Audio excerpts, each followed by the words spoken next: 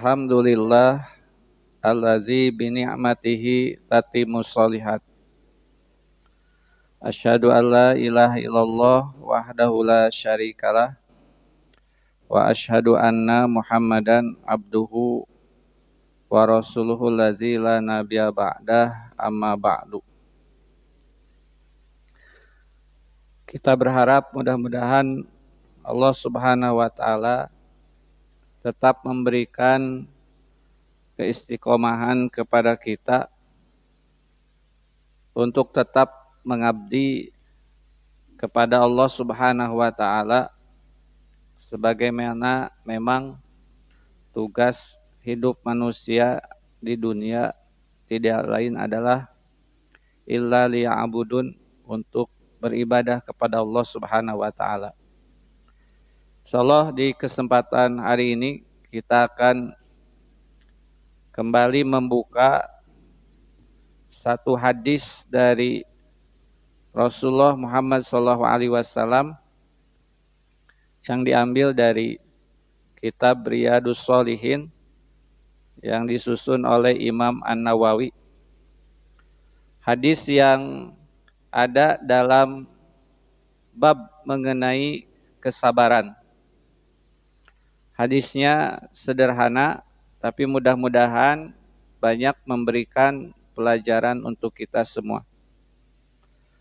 Wa an Atha ibni Abi Robahin qala, dari Atha bin Abi Robah dia mengatakan, qala li Ibnu Abbasin radhiyallahu anhuma, Ibnu Abbas telah mengatakan kepadaku, ala urika imra'atan min ahlil jannah, maukah engkau atau aku tunjukkan kepadamu seorang perempuan dari penduduk surga? Fakultu, maka atau mengatakan, bala, tentu saja aku mau. Qala, kemudian Ibnu Abbas mengatakan, hadhil mar'atu as-sauda'u, inilah perempuan penghuni surga, as-sauda, yang berkulit hitam. Atatin nabiyya sallallahu alaihi wasallam, dia datang kepada Nabi sallallahu alaihi wasallam.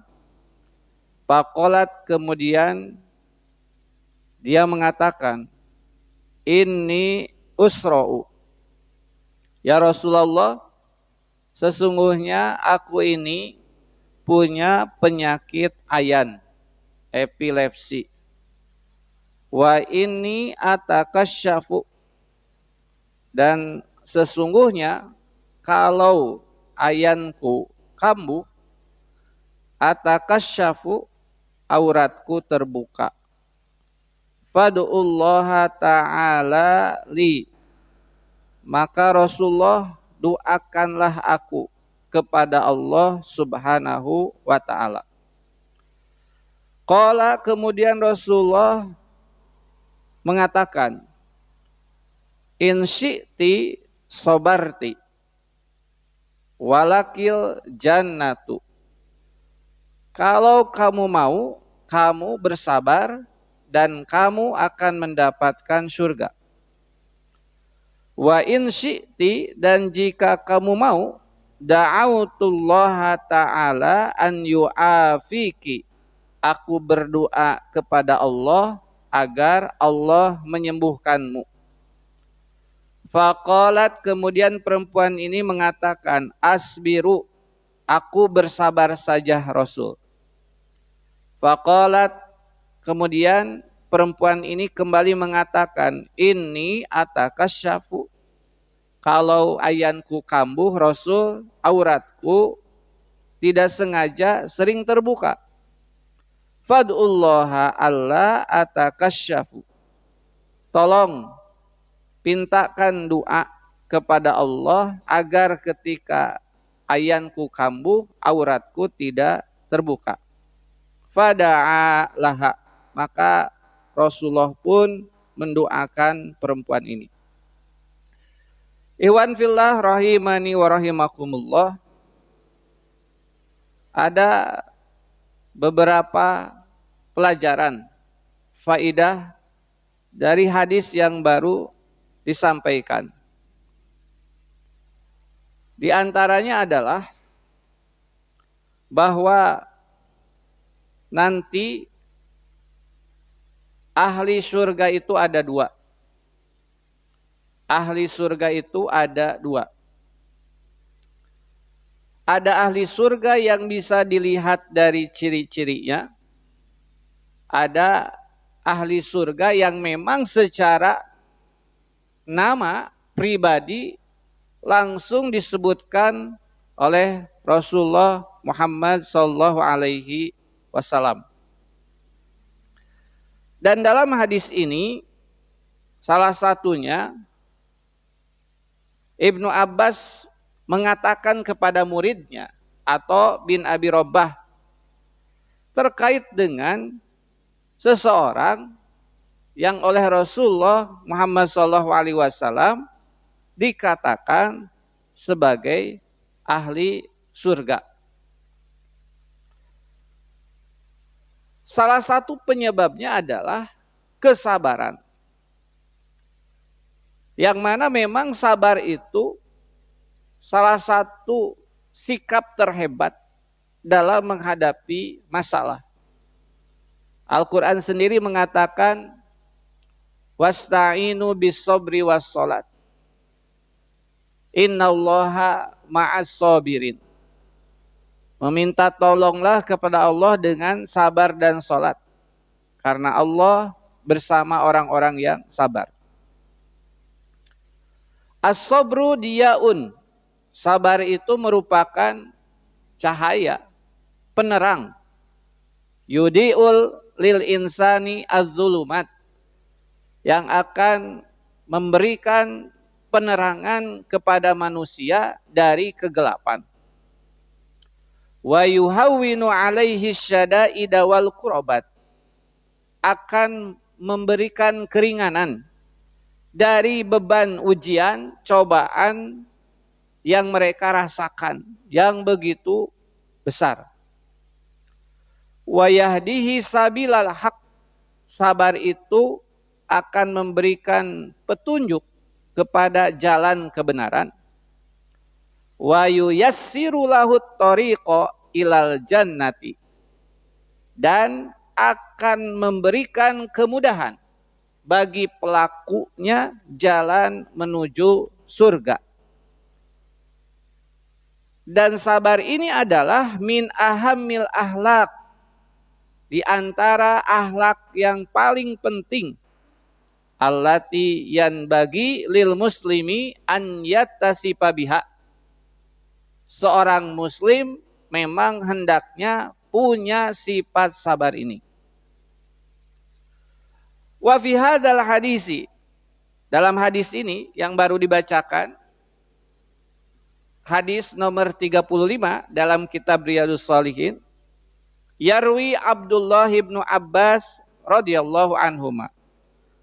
Abdullah bin Abbas beliau meriwayatkan annamra'atan sauda, bahwa ada seseorang perempuan yang kulitnya hitam. Kilasmuha, ada yang mengatakan bahwa nama perempuan ini, perempuan yang dikatakan oleh Nabi sebagai ahli surga, namanya adalah Su'airah al-Asadiyah. Namanya Su'airah al-Asadiyah. Wakila ada juga yang punya pendapat bahwa namanya adalah Suqairah. Jadi ada yang punya pendapat Su'airah, ada yang punya pendapat Suqairah. Tapi intinya sabda Nabi secara umum akan mengatakan bahwa pelajaran yang beliau sampaikan itu kalau disampaikan untuk seseorang bukan hanya khusus untuk orang tersebut, tapi hikmahnya, pelajarannya adalah untuk seluruh umat muslim. termasuk terkait dengan pelajaran yang ada di dalam hadis ini. Kanat musabatan bida'is soro'i. Sebagaimana tadi yang dikatakan oleh Su'airah ketika datang kepada Nabi bahwa dirinya terkena penyakit ayan.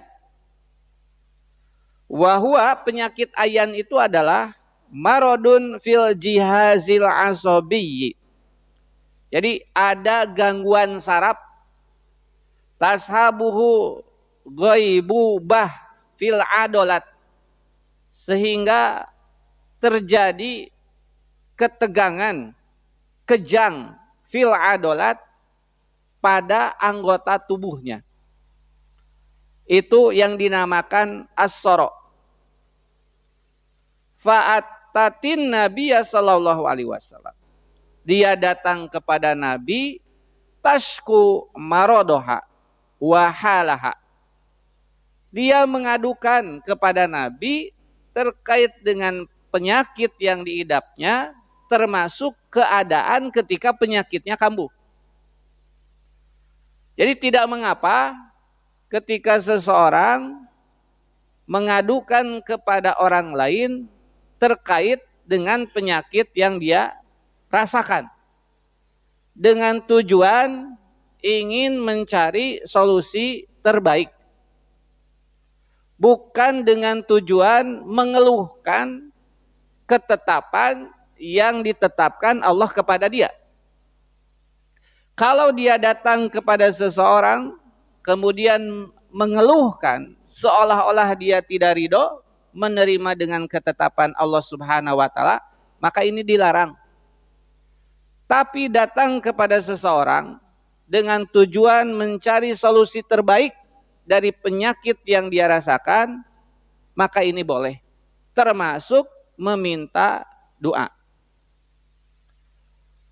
Iwan fillah rahimani wa rahimakumullah. Sebagaimana tadi yang dikatakan bahwa ketika perempuan ini datang kepada Nabi Shallallahu Alaihi Wasallam mengadukan terkait dengan penyakitnya, termasuk keadaan dirinya ketika penyakitnya kambuh, maka tolabat minhu Shallallahu Alaihi Wasallam an yad'u laha bisyifai min maradiha hadza. Perempuan ini meminta kepada Nabi Shallallahu Alaihi Wasallam agar mendoakan dirinya kesembuhan dari sakitnya. Jadi awal datang kepada Nabi, dia datang ingin didoakan agar sembuh. Dan tentu saja kita yakin bahwa yang memberikan kesembuhan hanya Allah Subhanahu wa taala. Nabi hanya bisa menyampaikan doa orang lain yang datang kepadanya agar diberikan solusi terbaik, salah satunya kesembuhan. Setelah dia datang ingin didoakan sembuh, maka ternyata fahtaratis fakhayyaraha an-nabiyyu sallallahu alaihi wasallam. Fakhayyaraha an-nabiyyu sallallahu alaihi wasallam baina antasbiro wa yakuna jazauha al-jannata. Justru ketika perempuan ini datang mengadukan penyakitnya dan meminta didoakan agar disembuhkan dari penyakitnya, justru Nabi memberikan dua pilihan kepada perempuan ini. Yang pertama, antas biro wa yakuna jazauhal jannah. Jadi diberikan kesabaran, maksudnya bisa bersabar dengan penyakitnya. Penyakitnya tetap ada, tapi dikasih surga. Jadi sabar dengan penyakitnya, maka dia menjadi penghuni surga. Atau yang kedua, an yad'u laha fayadhhaba anhal marad. Nabi mendoakan kesembuhan, maka penyakitnya sembuh. Tapi tidak ada jaminan surga. Jadi diberikan dua pilihan. Mau opsi yang mana? Mau yang pertama, tetap penyakit ayannya ada, tapi surga balasannya. Atau penyakit ayannya sembuh, tapi tidak dijamin masuk surga. Apa yang dipilih oleh perempuan ini? Fakhtarati sabra alal marodi roja al jannata. Jadi perempuan ini justru memilih bersabar dengan penyakitnya, dan harapan terbesarnya adalah memang masuk surga. Iwan fillah rahimani wa rahimakumullah. Tentu saja apa yang disampaikan Nabi ketika memberikan pilihan itu tentu akan menjadi kenyataan. Makanya tadi disebutkan bahwa ahli surga itu ada dua. Sebagaimana dalam penjelasan kitab Riyadus Shalihin yang disusun oleh Syekh Utsaimin, Syarah Riyadus Shalihin. Beliau mengatakan bahwa li'anna ahlal jannati yanqasimuna ala kismaini. Jadi penghuni surga itu, ahlu surga itu, ahlul jannah itu terbagi pada dua bagian. Kismun nashhadu lahum bil jannati bi awsafihim. Yang pertama, kita bisa menyebutkan seseorang ahli surga karena ada sifat-sifat yang disebutkan oleh Allah Subhanahu wa taala, termasuk oleh Rasulullah dalam Al-Qur'an dan hadis. Yang kedua, wa qismun nashhadu lahum bil jannati bi a'yanihim. Kita menyebutkan bahwa dia ahli surga karena memang Rasulullah langsung menyebutkan orang-orang itu secara langsung bahwa dia ahli surga. Ya, termasuk perempuan yang tadi. Yang pertama, ammal ladzina nashhadu lahum bil jannati bi awsafihim. Adapun nanti terkait dengan ahli surga yang hanya disebutkan sifat-sifatnya saja, itu bisa kita lihat pertama dalam surat Ali Imran ayat 133. Uiddat lil muttaqin. Kan ada kalimat bahwa nanti surga itu disediakan untuk orang-orang yang bertakwa. Jadi kalau ada sifat takwa, itu kemungkinan besar surga balasannya. Atau yang kedua, Al-Quran menyebutkan sifat ahli surga. Fakullu mu'minin, setiap yang beriman. Seperti dalam surat Al-Bayyinah. Innal ladzina amanu wa amilus solihati ulaika hum khairul bariyah. Orang-orang yang beriman, beramal soleh, mereka itu adalah sebaik-baiknya makhluk. Jazauhum inda rabbihim jannatu adnin tajri min tahtihal anharu khalidina fiha abada. Maka balasan untuk mereka adalah surga adnin yang mengalir di bawahnya sungai-sungai. Mereka kekal di dalamnya. Jadi itu yang bagian pertama terkait dengan ahli surga yang disebutkan hanya berupa ciri-cirinya saja, tapi tidak disebutkan namanya. Nah, kalau yang kedua langsung disebutkan namanya. Sebagaimana nanti Rasulullah Muhammad SAW beliau mengatakan ala asyrah al-mubasyiruna bil jannah.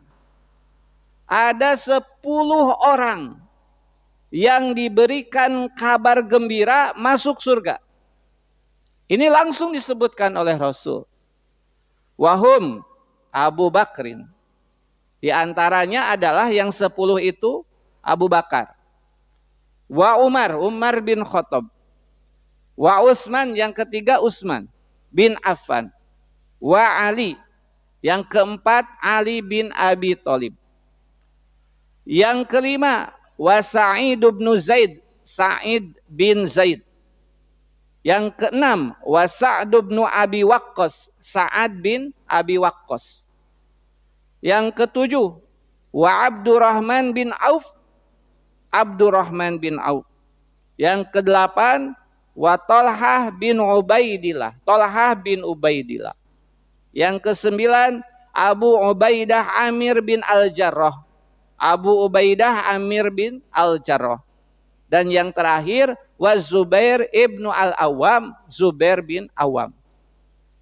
Ini langsung disebutkan oleh Rasulullah Muhammad SAW. Dan tentunya Nabi menyatakan bahwa 10 orang ini jadi ahli surga tentu saja berdasarkan wahyu dari Rasulullah Muhammad SAW. Rasulullah dari wahyu dari Allah Subhanahu wa taala. Termasuk nanti ada yang secara terpisah disebutkan oleh Nabi SAW sebagai ahli surga. Di antaranya adalah terkait dengan seseorang sahabat yang bernama Sabit bin Qais. Kan Sabit bin Qais ini pernah satu waktu ketika turun ayat yang mengatakan bahwa la tarfa'u aswatakum fawqa sautin nabi wa la tajharu lahu bil qauli kajahri ba'dikum li ba'din. Wahai orang-orang yang beriman, janganlah kalian meninggikan suaramu melebihi suara Nabi. Dan janganlah kamu berkata kepada Nabi dengan suara keras sebagaimana kalian berbicara kepada yang lainnya. Sabit bin Qais ini adalah sahabat Nabi, jubir lah kalau kita hari ini, yang memang punya suara lantang, suara keras. Ketika turun ayat ini, seolah-olah ayat ini menegur dirinya. Bahkan di akhir ayat ada ungkapan dari Allah. Ketika orang meninggikan suaranya di depan Nabi, berbicara keras di depan Nabi, antah bato a'malukum. Amalnya akan hancur. Kalau amal hancur berarti jadi ahli neraka. Maka ketika mendengar ayat ini, Sabit bin Qais langsung pulang ke rumahnya. Dia menangis sejadi-jadinya karena merasa bahwa ayat ini turun terkait dengan dirinya sebagai bentuk teguran terhadap dirinya. Ketika Sabit bin Qais berlalu dari Nabi, kemudian Nabi mengatakan, mana Sabit bin Qais? Kata sahabat, dia pulang, gak tahu alasannya apa, tiba-tiba pulang. Maka Nabi SAW memerintahkan sahabat yang lainnya untuk melihat apa yang terjadi dengan Sabit bin Qais. Ternyata ketika sahabat ini datang ke rumah Sabit bin Qais menjelaskan bahwa aku merasa amalku hancur semuanya. Tidak ada manfaatnya. aku jadi penghuni neraka. Alasannya kenapa? Tadi ada ayat yang turun. Aku rasa itu adalah ditujukan untukku. Maka sahabat yang disuruh datang kepada Sabit bin Qais kembali kepada Rasulullah dan menjelaskan alasannya seperti itu. Karena memang Sabit bin Qais kalau berbisik-bisik saja, berbisik kepada orang yang ada di dekatnya, orang yang di belakangnya itu bisa dengar itu, saking suaranya keras. Maka Nabi menjelaskan, dia itu bukan penghuni neraka, justru dia menjadi penghuni surga. Nah, ini dijelaskan oleh Nabi SAW. Atau yang kedua yang disebutkan secara terpisah, ada sahabat yang oleh Nabi dijelaskan bahwa dirinya masuk surga. Salah satunya adalah Bilal bin Rabah. Kalau tadi Sabit bin Qais secara terpisah langsung, justru dia akan mendapatkan surga. Kasus Bilal beda lagi. Sebagaimana dalam hadis riwayat Imam Al-Bukhari, Nabi pernah mengatakan kepada Bilal, "Ya Bilal, hadisni bi arja amalin amil tahu fil Islam." Bilal, tolong ceritakan kepadaku, amalan apa yang biasa engkau lakukan di dalam Islam yang engkau memang mengharap pahala yang besar. Fa inni sami'tu dafana alaika baina yadayya fil jannah. Karena aku mendengar ketukan suara sendalmu di surga. Jadi amal apa yang kamu lakukan sehingga kamu berharap banyak pahala dari Allah? Karena aku mendengar, ternyata balasannya aku mendengar sendalmu suaranya terdengar di surga. Berarti Rasulullah seolah-olah ingin mengatakan bahwa kamu itu ahli surga. Maka Bilal menjawab, "Ma amiltu amalan arja indi min anni lam atatohhar tuhuran fi sa'atin min lailin au naharin illa shallaitu bidzalikat tuhur." Tidak ada amalan yang aku harapkan pahalanya di sisi Allah selain aku itu kalau wudu baik malam baik siang itu suka dilanjutkan dengan sholat 2 rakaat yang sering kita sebut dengan syukrul wudu. Jadi aku hanya melakukan itu. Dalam riwayat yang lain, kalau aku berhadas aku wudu kembali, kalau aku batal aku wudu kembali. Dan setelah wudu suka dilanjutkan dengan sholat 2 rakaat. Itu Rasul yang aku biasa lakukan. Maka Nabi SAW mengatakan, ya justru dengan itulah kamu masuk surga. Jadi ini langsung disebutkan, Bilal menjadi calon penghuni surga. Gitu. Ikhwan fillah rahimani wa rahimakumullah. Kalau yang disebutkan oleh Rasulullah bahwa mereka adalah penghuni surga, maka kita bisa katakan langsung tegas, Abu Bakar di surga, Umar di surga, Bilal di surga, Sabit bin Qais di surga, Zubair bin Awam di surga. Itu bisa tegas kita katakan dengan yakin bahwa mereka di surga. Kenapa? Karena Rasulullah langsung yang menyebutkannya, dan itu tentu saja berdasarkan wahyu. Tapi untuk orang-orang yang secara tidak langsung disebut oleh Nabi, Tapi ada ciri-ciri ahli surga seperti tadi disebutkan dalam surat Al-Imran yang takwa, atau dalam surat Al-Bayyinah ayat 7 ayat 8 yang beriman dan beramal soleh. Kalau tipe seperti ini, nah kita tidak bisa langsung memponis bahwa dia ahli surga. Kalau hanya ciri-cirinya saja, wah rajin ini mah, sholat sunnahnya, pasti dia ahli surga. Gak bisa seperti itu. Gak bisa kalau yang disebutkan hanya ciri-cirinya saja.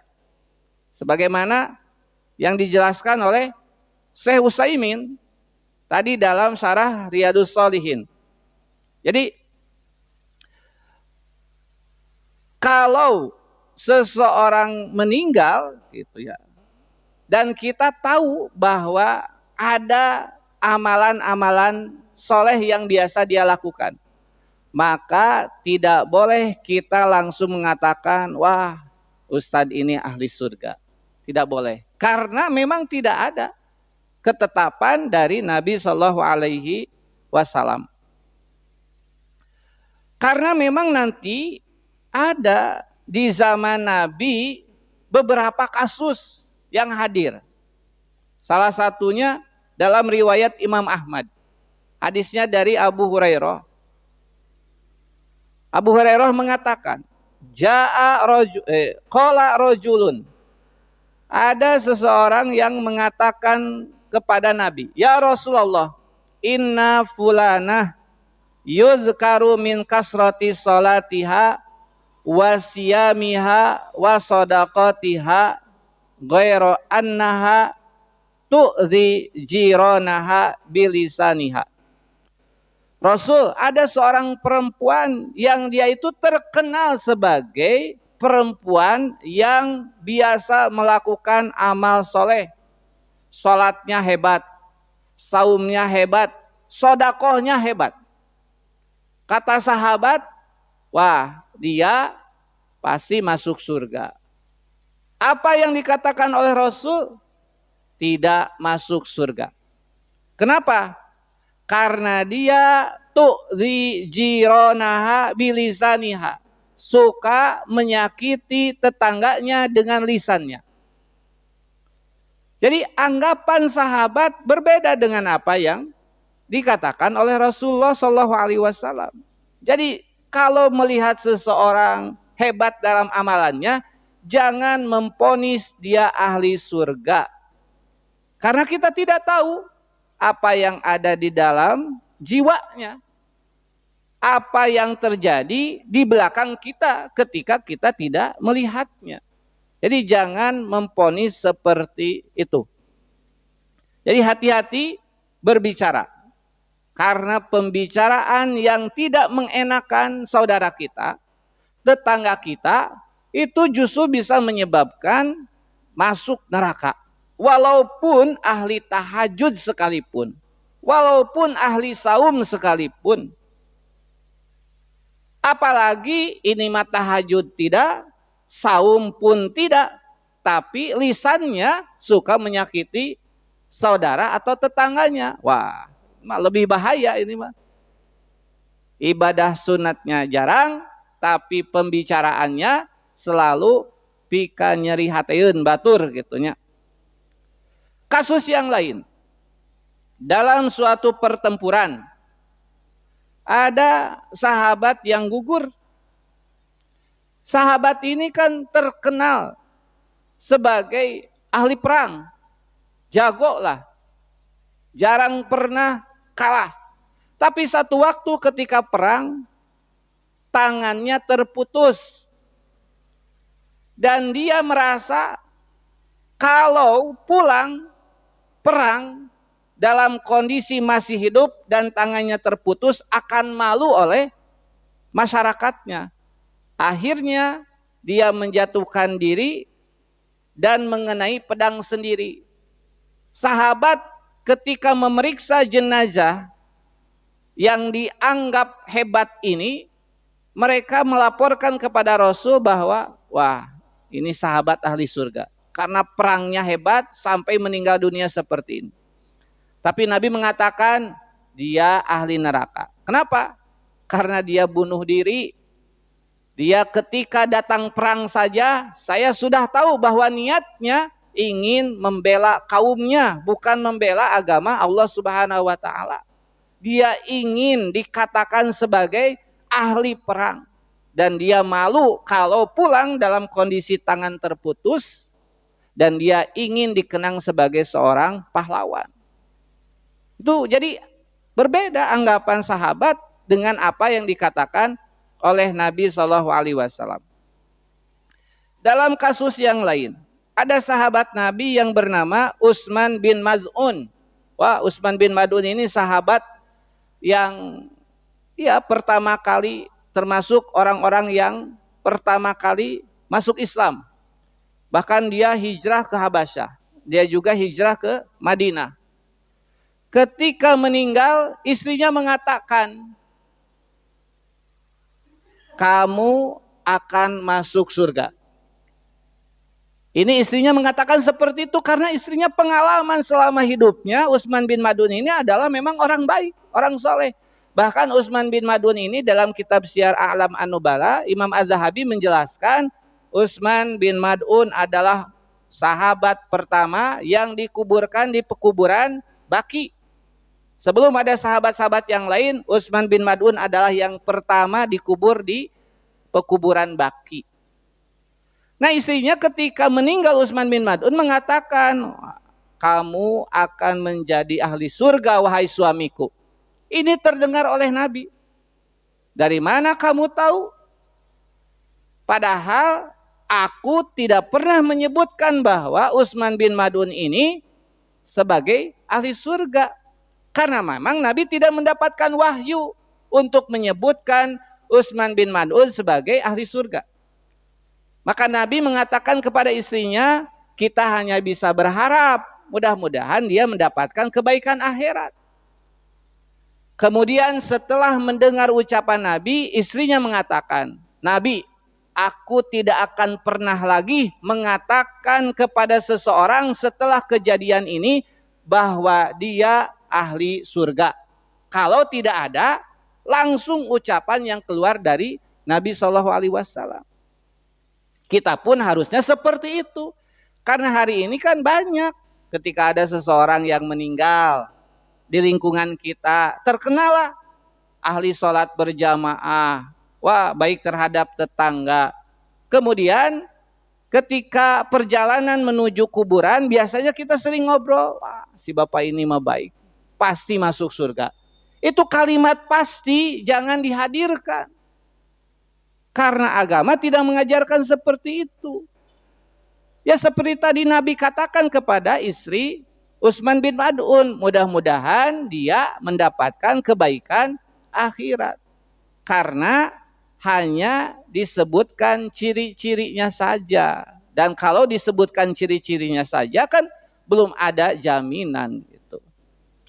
Jadi ikhwan fillah rahimani wa rahimakumullah. Dan maksudnya bukan berarti dia juga ahli neraka. Kalau tidak disebutkan sebagai ahli surga. Bukan jadi sebaliknya gitu. Termasuk nanti ahli neraka juga terbagi pada dua bagian. Ada yang disebutkan ciri-cirinya, ada yang langsung disebutkan namanya sama gitu.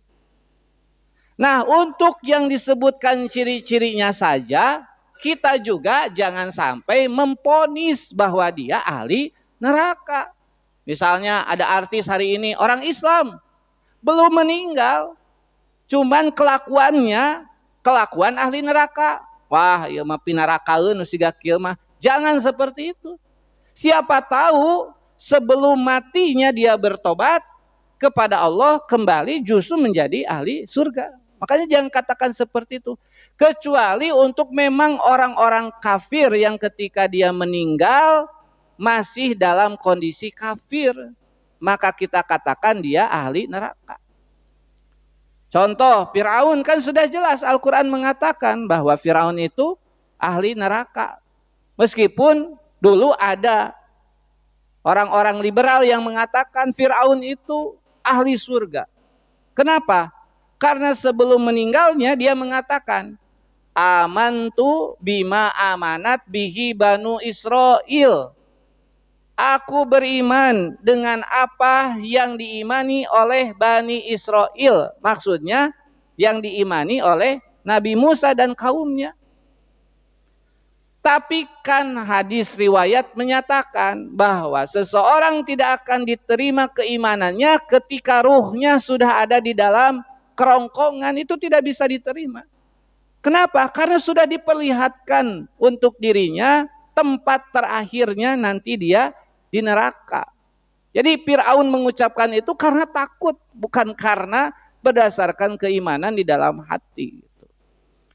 Kemudian banyak nanti yang disebutkan di dalam Al-Quran gitu, yang memang dia ahli neraka.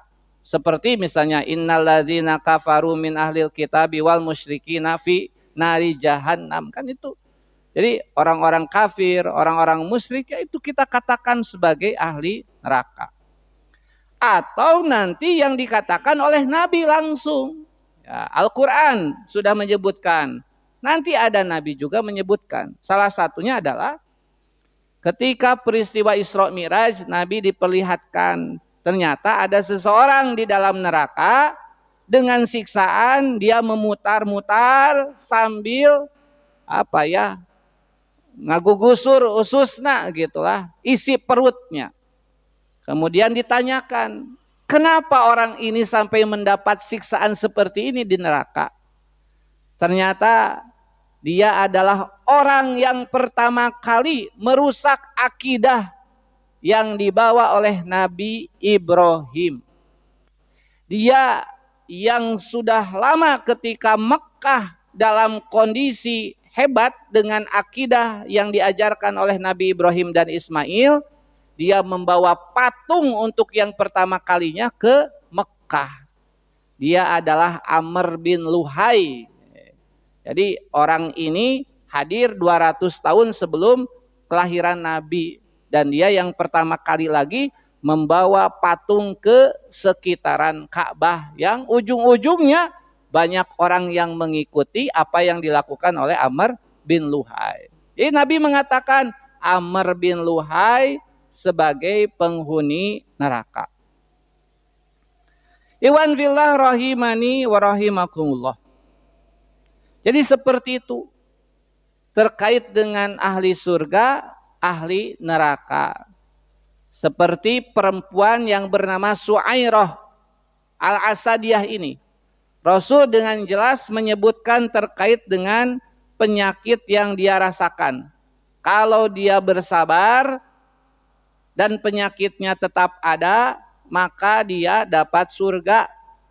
Tapi kalau dia mau hanya kesembuhan saja, bisa didoakan sembuh, tapi tidak menjamin dirinya masuk surga. Jadi ikhwan fillah rahimani wa rahimakumullah. Dari hadis tentang seseorang perempuan hitam yang disebutkan oleh Nabi SAW masuk surga, ada beberapa pelajaran. Yang pertama, bayanu fadli sabirina alal bala'i wal marad. Penjelasan tentang keutamaan orang-orang yang sabar dari berbagai macam ujian dan sakit. Kalau orang sabar dengan ujian, orang sabar dengan sakitnya, ya berharap bisa masuk surga. Meskipun tadi jangan memponis kalau memang tidak disebutkan langsung oleh Nabi. Kemudian anna sabra alal bala'i yurisul jannata, bahwa sabar dengan ujian itu akan menghadirkan surga. Yang berikutnya, annal akhda bisyiddati afdalu minal akhdi birrukhsati, bahwa mengambil yang berat itu lebih utama daripada mengambil yang ringan. Tapi dengan syarat liman alima min nafsihi annahu yutiqu syiddata. Tapi bagi orang yang tahu bahwa dirinya pasti mampu menjalankan ujian ini. Jadi nanti ada hadis terkait dengan 70.000 orang yang masuk surga tanpa hisab. Salah satunya orang yang terkena penyakit tapi tidak mengharapkan obat, tidak mengharapkan terapi terkait dengan kesembuhannya. Saya mah sabar saja, gimana Allah saja. Termasuk Su'airah ini. Jadi dia, saya mah bersabar saja. Jadi tidak berobat gitu. Tapi tadi disebutkan dia tahu kemampuan dirinya. Dia bisa menahan rasa sakitnya. Itu lebih utama daripada mengambil rukhsah. Jadi mengambil yang berat daripada rukhsah itu lebih utama bagi orang yang tahu kemampuan dirinya. Tapi kalau tidak mampu mah ya ambil yang rukhsahnya gitu. Ambil yang rukhsahnya. Kemudian dalam hadis ini juga dijelaskan iffatun nisa'is salaf as-solih. Jadi menjaga diri wanita soleh zaman dahulu. Dia sakit, kemudian ketika sakitnya kambuh auratnya terbuka. Tapi dia justru merasa malu dengan auratnya yang terbuka. Padahal dalam kondisi tidak sengaja. Maka dia memohonkan kepada Nabi agar ketika kambuh penyakitnya, auratnya dijaga oleh Allah Subhanahu wa ta'ala. Iwan fillah rahimani wa rahimakumullah. Mudah-mudahan bab tentang kesabaran ini memberikan kepada kita motivasi bahwa orang dihadirkan ujian, orang dihadirkan penyakit, itu ujung-ujungnya berbuah surga. Rabbana ma khalaqta hadza batila. Ya Allah, Engkau menciptakan ini tidak sia-sia. Ingat, mending sabar, mending sembuh. Sabar dapat surga, sembuh tidak menjamin surga. Mending sabar gitu. Ini sebagaimana yang dipilih oleh perempuan tadi. Karena dia memang merasa dirinya kuat menghadapi penyakit. Tapi kalau tidak ya silahkan saja. Iwan fillah rahimani wa rahimakumullah, insyaallah kita akan buka kembali nanti di pertemuan yang lain hadis-hadis di dalam kitab Riyadhus Shalihin, terutama masih dalam bab mengenai kesabaran. Mudah-mudahan Allah memberikan kesembuhan bagi orang yang hari ini diuji dengan penyakit. Mudah-mudahan Allah memberikan solusi yang hari ini diuji oleh Allah dengan berbagai masalah. Aqulu qauli hadza wa astaghfirullah li wa lakum. Wassalamualaikum warahmatullahi wabarakatuh.